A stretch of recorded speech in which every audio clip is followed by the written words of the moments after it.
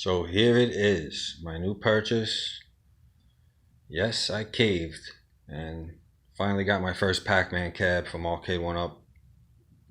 And I just wanted to give you guys a first look and kind of initial thoughts. This cab grew on me big time from the time it came out and I first laid eyes on it.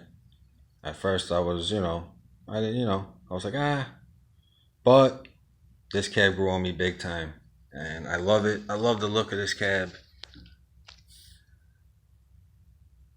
I love the classic yellow.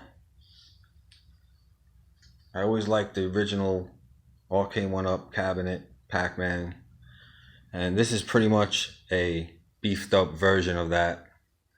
The games lineup is incredible. You can't really beat that game lineup right there. 8 games. You got your Galaga, you got your Dig Dug, and your Pac-Mans all in one cabinet. Excellent.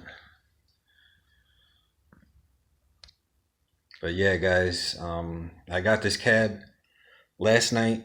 It was in front of my door. I got home kind of late, and I wasn't gonna put it together, but I stood up, I put it together, I played it a bit, messed around, and my initial thoughts on this is, pretty damn good. I really like it. The game, like I said, the games, it's got everything I need, and I was gonna get the 40th. I was excited about the 40th when it came out, but I'm just not a fan of the wood grain and the pushed in marquee.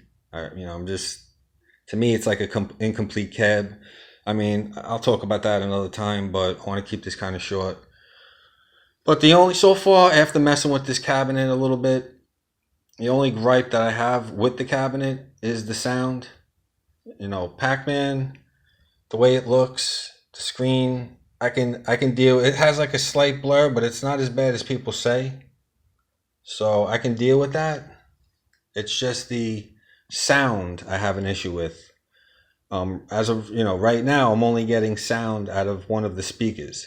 It's only getting sound out of one speaker, and I mean, basically, I got this cabinet because I was excited to have a new generation cabinet from Arcade1Up with the dual speakers. And when I turned it on and I started playing, I was kind of bummed out. I checked everything. I checked the speakers themselves for loose wiring. I took off the caps. They got the plastic caps. I took those off. I checked the soldering. Everything seems connected properly. I'm just not getting the sound out of both speakers.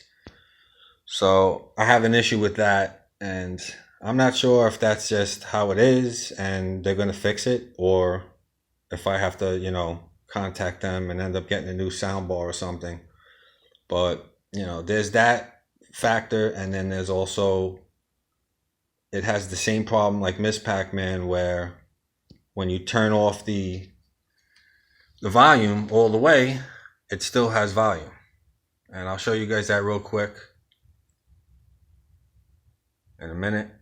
But guys, I want to talk about this front panel, light up front panel. I mean, it is great. This thing it shines so bright, guys, and it's like high definition. It just pops out. It's really cool. And I love the yellow panel. I love it. It grew on me big time. I call it the Frankenstein Pac-Man, and it grew on me so much. But yeah, that thing pops out. It's really incredible. The light up marquee, it's good. It could be a little better as far as the print. It could be a little more like shiny. It's a little dull, but it does its job. It's consistent. It does its job. And I like the Pac-Man Plus. I happen to like the Pac-Man Plus marquee in general. But the controls feel decent. I'll get into a full review in another video. I'll give you the full review of the controls, everything. But like I said, main concern is the sound. I'm getting sound out of one speaker. And real quick, let me show you guys when you turn it down to 0. It's kind of like the Miss Pac-Man, same problem. Let's start it up. You hear that? This is on 0, guys. You can see that's on 3. That's on 0. So there's the sound. So there you go. But alright, guys.